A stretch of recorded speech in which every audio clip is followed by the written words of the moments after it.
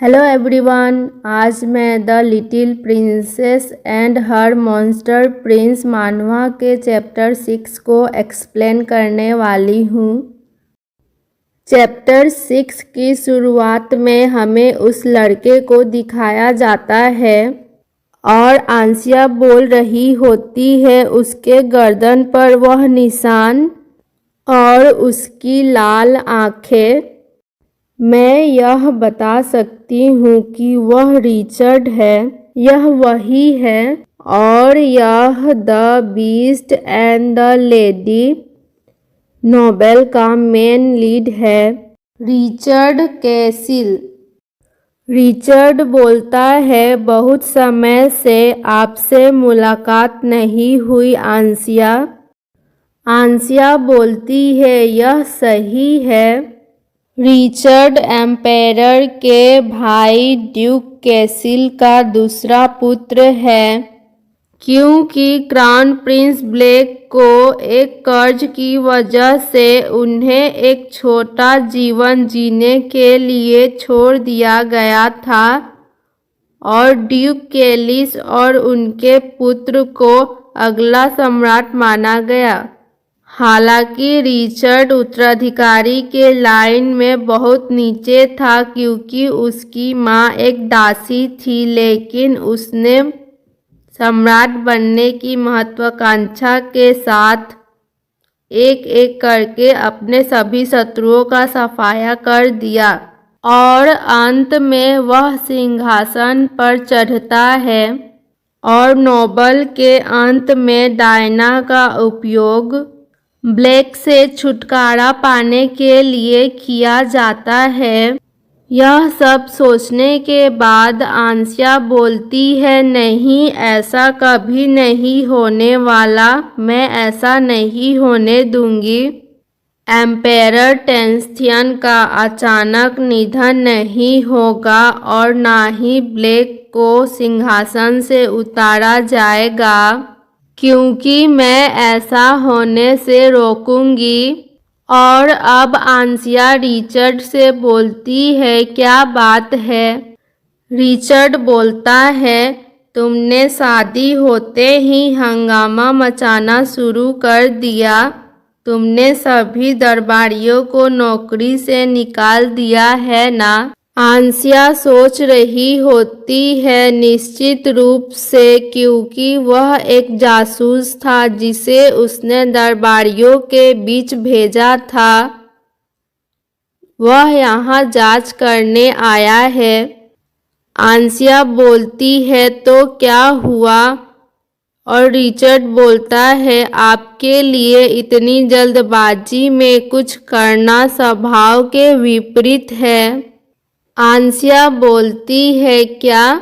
Richard बोलता है, emperor marquis Hamel पर भरोसा करते हैं और उनके सबसे बड़े बेटे को जेल भेजना आपकी एक अविवेकपूर्ण कार्रवाई थी और अन्य सभी दरबारी भी एम्पेरर द्वारा चुने गए थे। बिना अनुमति के उन्हें जाने देना उचित नहीं है। और आंसिया रिचर्ड के इन सभी बातों को सुनकर गुस्सा हो रही होती है और सोचती है, तुम और तुम्हारा परिवार जासूसी कर रहे हैं। तुम्हारी हिम्मत कैसे हुई मुझसे ऐसे बात करने की? और अब आंसिया मुस्कुराते हुए रिचर्ड से बोलती है, आप अविश्वसनीय लोगों को अपने साथ नहीं रख सकते। रिचर्ड बोलता है, अपने अधीनस्थों पर शासन करते समय आपको उदारता की आवश्यकता होती है। जब आप उन्हें तुरंत फेंक देते हैं सिर्फ इसलिए कि वे आपको पसंद नहीं है, आप उनकी वफादारी नहीं कमा सकते। आंसिया बोलती है, आप अभी असभ्य हो रहे हैं। यह आपका काम नहीं है। यदि आपके पास करने को और कुछ नहीं है तो आप अभी यहाँ से जा सकते हैं। और रिचर्ड आंसिया को हैरानी से देख रहा होता है और बोलता है, क्या यह आप हैं? आंसिया बोलती है, क्या? और रिचर्ड बोलता है, क्या आप इस बात से परेशान हैं कि मैंने आपके भावनाओं का सम्मान नहीं किया? अब आंसिया सोच रही होती है, अरे अब वह क्या बोल रहा है।